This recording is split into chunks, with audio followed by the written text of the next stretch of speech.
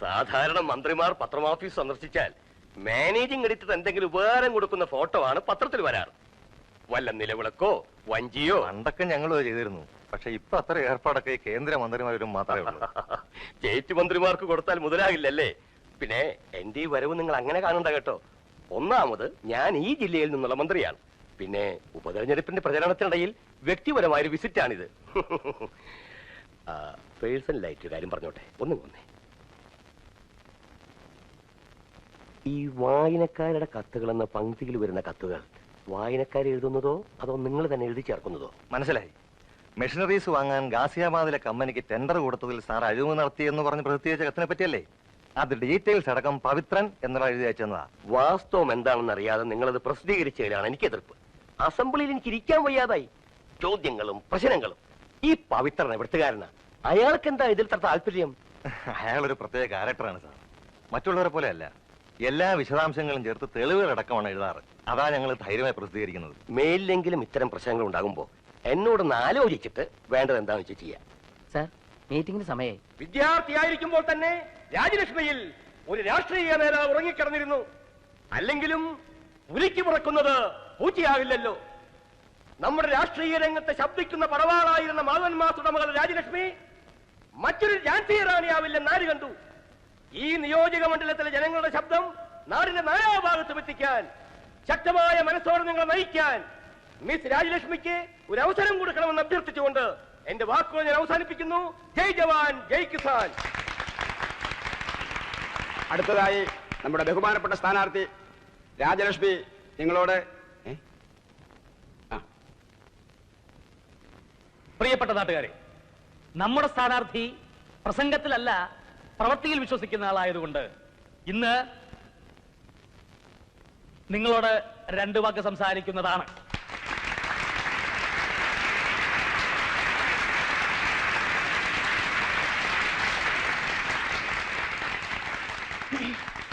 ബഹുമാനപ്പെട്ടവരെ, ഒരു സത്യം തുറന്ന് പറയാൻ വേണ്ടി മാത്രമാണ് ഇപ്പൊ നിങ്ങളുടെ മുമ്പിൽ ഞാൻ നിൽക്കുന്നത്. ഇവരൊന്നും പറഞ്ഞ ഒരു യോഗ്യത എനിക്കില്ല. നിങ്ങളെപ്പോലെ വെറും ഒരു സാധാരണ വ്യക്തിയാണ് ഞാൻ. നിങ്ങളെ നയിക്കാനോ നിങ്ങളുടെ പ്രശ്നങ്ങൾക്ക് പരിഹാരം ഉണ്ടാക്കാനോ ഉള്ള കഴിവൊന്നും എനിക്കില്ല. അതുകൊണ്ട് നിങ്ങൾ ആരും എനിക്ക് വോട്ട് ചെയ്യരുത്. അർഹതയുള്ള വേറെ ആരെങ്കിലും തെരഞ്ഞെടുക്കുക. ഇതെന്റെ അപേക്ഷയാണ്.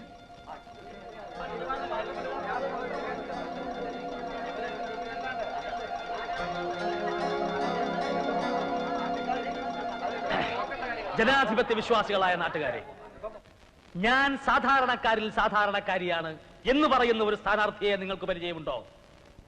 നിങ്ങളെ നയിക്കാനുള്ള കഴിവെനിക്കില്ല എന്ന് പറയുന്ന ഒരു സ്ഥാനാർത്ഥിയെ നിങ്ങൾ മുമ്പ് കണ്ടിട്ടുണ്ടോ? നിങ്ങൾ എനിക്ക് വോട്ട് ചെയ്യരുത് എന്ന് പറയുന്ന ഒരു സ്ഥാനാർത്ഥിയെ നിങ്ങൾക്ക് പരിചയമുണ്ടോ? സ്ഥാനമാനങ്ങൾ ആഗ്രഹിക്കാത്ത, അധികാരത്തിന്റെ സിംഹാസനങ്ങൾ സ്വപ്നം പോലും കണ്ടിട്ടില്ലാത്ത ഇങ്ങനെ ഒരു നേതാവിനെ അല്ലേ ഇന്ന് ഈ നാടിന് ആവശ്യം എന്ന് ഞാൻ ചോദിക്കുകയാണ്. അല്ലേ? രാഷ്ട്രീയ പാരമ്പര്യമുള്ള നേതാക്കന്മാർ പോലും അധികാര കസേരകൾക്ക് വേണ്ടി കടിപിടി കൂട്ടുന്ന ഈ കാലഘട്ടത്തിൽ, ക്ഷമിക്കണം, വിനയപൂർവം നിങ്ങൾ എനിക്ക് വോട്ട് ചെയ്യരുത് എന്ന് പറയുന്ന ഒരു സ്ഥാനാർത്ഥി ലോക ചരിത്രത്തിൽ തന്നെ ഇതാദ്യമായിട്ടായിരിക്കും. സത്യസന്ധതയുടെ, നിഷ്കളങ്കതയുടെ, മനുഷ്യസ്നേഹത്തിന്റെ പ്രതീകമായ നിങ്ങളിൽ ഒരുവളായ ആദർശധീരനായ മാധവൻ മാഷയുടെ പൊന്നോമന പുത്രി ഈ രാജലക്ഷ്മി അല്ലാതെ നമ്മളെ നയിക്കുവാനും നമ്മുടെ പ്രതിനിധിയാവാനും യോഗ്യതയുള്ള വേറെ ഏതൊരു സ്ഥാനാർത്ഥിയാണ് ഈ നിയോജക മണ്ഡലത്തിലുള്ളത് എന്ന് ഞാൻ നിങ്ങളോട് ചോദിക്കുകയാണ്.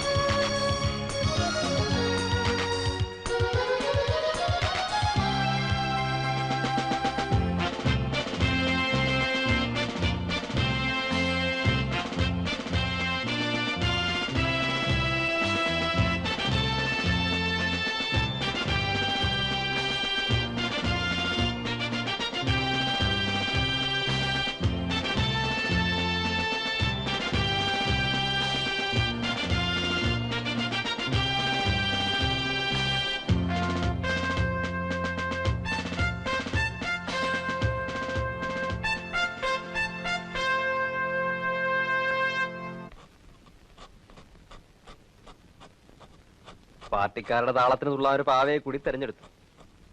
അല്ലാതെ അവർ MLA ആയിട്ട് ആർക്ക് എന്ത് കാര്യം? അവര് പാവയോ പശുക്കിടാവോ എന്തെങ്കിലും ആയിക്കോട്ടെ, നീ നിന്റെ കാര്യം നോക്കി നടന്നാ മതി. നന്നാവില്ല.